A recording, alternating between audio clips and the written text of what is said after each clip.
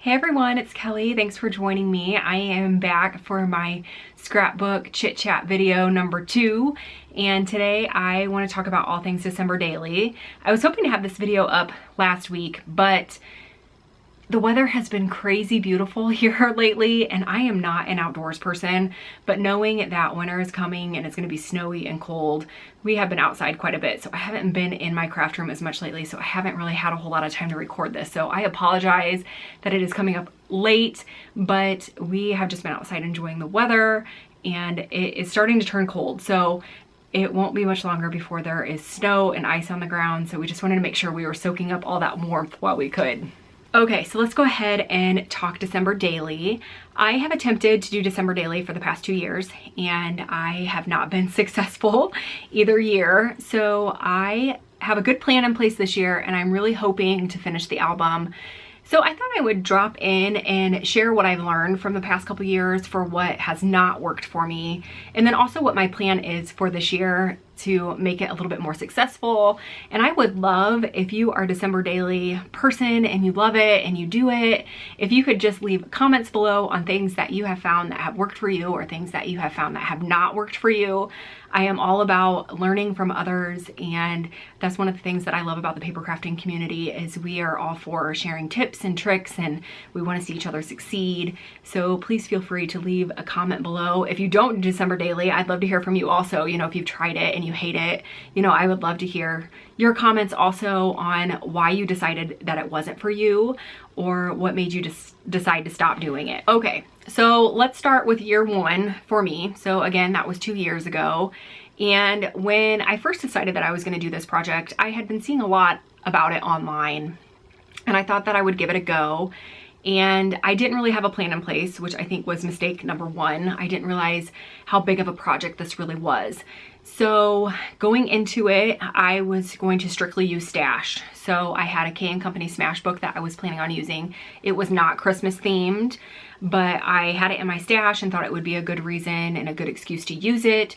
And then I was just gonna use all of my stash for my album. And I do have all of my Christmas supplies in an iris container, so they are all kept together, but I didn't really pull out specific supplies that I wanted to use for the December daily album.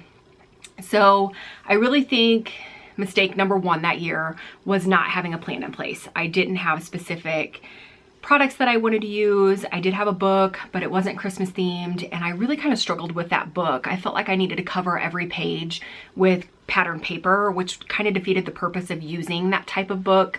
Is designed so the pages are already pre-printed, so you really shouldn't have to worry too much about pattern paper. Not that I wouldn't add to it to make it a little bit more Christmas themed, but I was struggling with using that book as my December daily album because it wasn't Christmas themed. So my first year was a total wash. I just did not prepare enough for the first year. Okay, so moving on to year 2, I did purchase a Christmas themed album. It was the same type of album. It was on a spiral ring, so the pages were not able to be removed from the album, but it was Christmas themed. I purchased it from Close to My Heart, and it was a mix of pre-printed pages and pocket pages, and I did purchase some coordinating papers and embellishments that matched the album. So I had a much better plan in place for the second year. I did also do quite a bit of pre-planning. I did make some pages in advance, so I pretty much would just have to take my photos and slide my photos and my journaling down into the pages or adhere them to the pages, and I was good to go. So the first year I did not prepare enough, but the second year I prepared too much. I felt stifled. I felt like the creative fun was taken out of it because I had everything already laid out. Now, it was fun putting it together, but for me, a lot of the fun from scrapbooking is the start to finish. So I enjoy starting a page, working on it, putting the photo down, and then, you know, getting the journaling on there if there's going to be journaling, and finishing it. So the creative process for me was really broken up by making the pages so far in advance and then adding the photos later.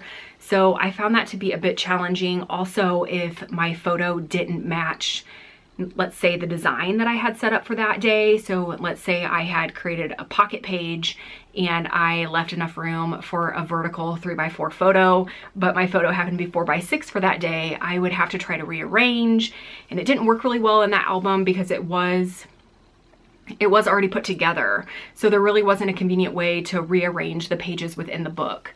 So the first year with the K&Company Smash Book, I don't necessarily think that it was the book itself because it wasn't Christmas themed. I think it was the type of book that I was trying to use. I think it was, you know, it was already bound together. I had a hard time working around the spine of the book. I'm used to having a flat piece of paper out in front of me and then sliding it down into a page protector when I'm finished with the page. And so it was just a completely different process and a completely different way of going about creating in that type of book. So I think learning from the second year, it wasn't the K&Company Smash Book, and it wasn't necessarily the book that I used the second year from Close to My Heart. It was just the type of book that I was using. So that was another thing that I learned from that year. And the pre-designing the pages, that didn't really work for me either, which was kind of a bummer because I was so focused on getting prepped because I was so unprepared the first year that I just took it one step too far in getting all of that laid out in advance. So that was another thing that I learned the second year. And then I also learned that I am not good at the daily part of December Daily. So I am giving myself grace this year. And instead of doing a daily album, I'm going to be doing 25 Christmas memories. Part of the reason that I want to include it as 25 Christmas memories versus a December daily is we do a lot of Christmas activities in November. We put our tree up every year the day after Thanksgiving, and I don't want to have to wait until December 1st to include that in my album. Now, I may be a little bit more of a rule follower than what I need to be when it comes to December Daily, because I am taking it as a December daily book, whereas it could just be, I'm sure there are a lot of people that include putting their Christmas tree up regardless of whether it's November or December and still consider it a December daily. So it's totally up to you on how you want to approach that. But for me, I want it to be a true Christmas memory album. So we put our tree up the day after Thanksgiving. Occasionally my mom and I go Black Friday shopping, and you know, that's a Christmas memory also because we do some of our Christmas shopping that day. So if we do that this year, I want to make sure that I'm able to include it in my December album. So it will be a Christmas album rather than a December daily. And that also takes the pressure off of having to take photos every day. I can just do 25 memories for the Christmas season, and I don't have to feel like I had failed if I missed day number 4, 5, and 6 on taking photos. And I know there are lots of ways to fill that in. Some of you December Daily avids out there, I know that you fill in with favorite Christmas movies or Christmas traditions of years past if you forget to take a photo on a particular day, which I think is fantastic. And that's one of the things that I love about December Daily and about paper crafting in general. You can really adapt it to whatever's gonna work best for you. So take that into consideration when you're deciding whether or not you want to pursue this project. I know there are a lot of December Daily classes out there, and there's kits and lots of different things that are available if that's something that you're interested in taking.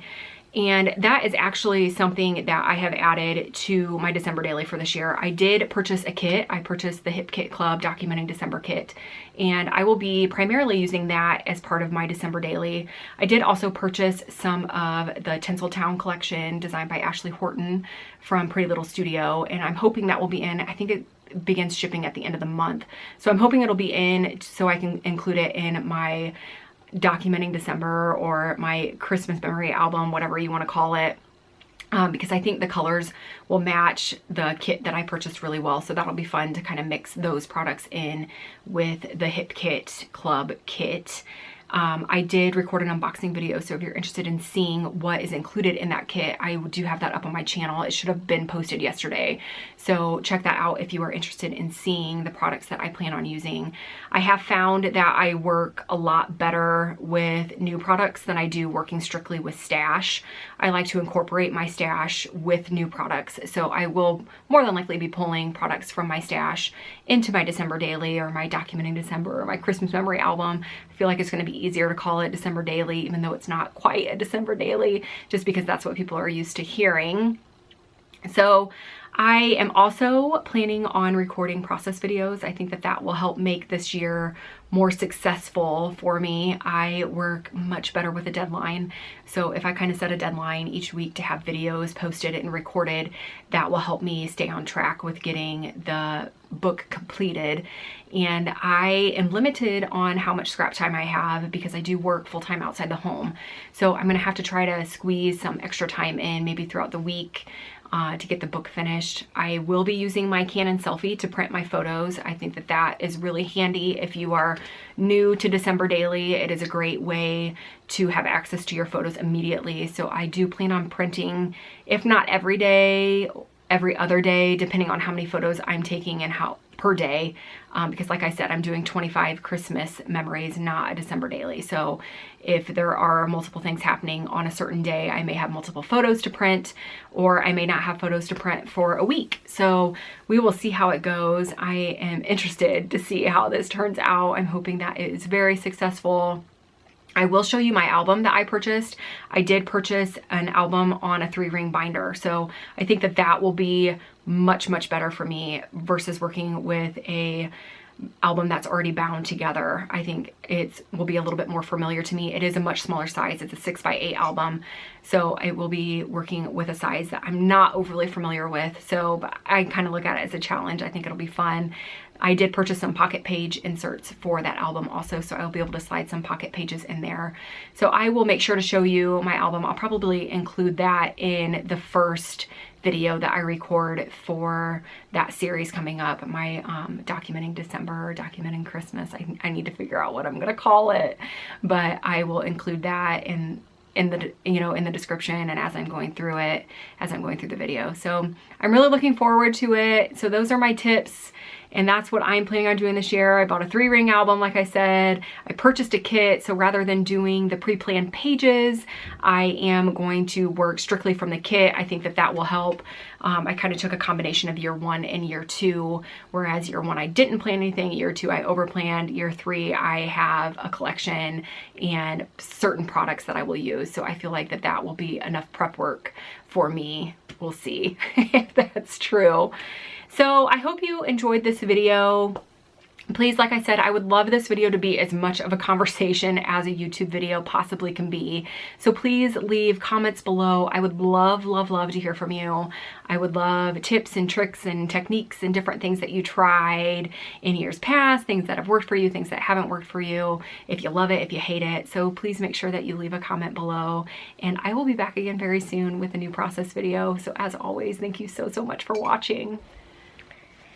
All right, so before you go, I have a special guest that wanted to be included in this video. Tell them your name. Aiden. And how old are you? 8. And what do you like to do? Play video. Play video games. So Aiden is a big YouTube fan. He's actually been watching YouTube longer than I have. So he loves the gaming videos that are out there. And he wanted to be included in this video. He wanted to say hi to everybody. So we will see you very, very soon. Tell everybody bye. Bye. Bye.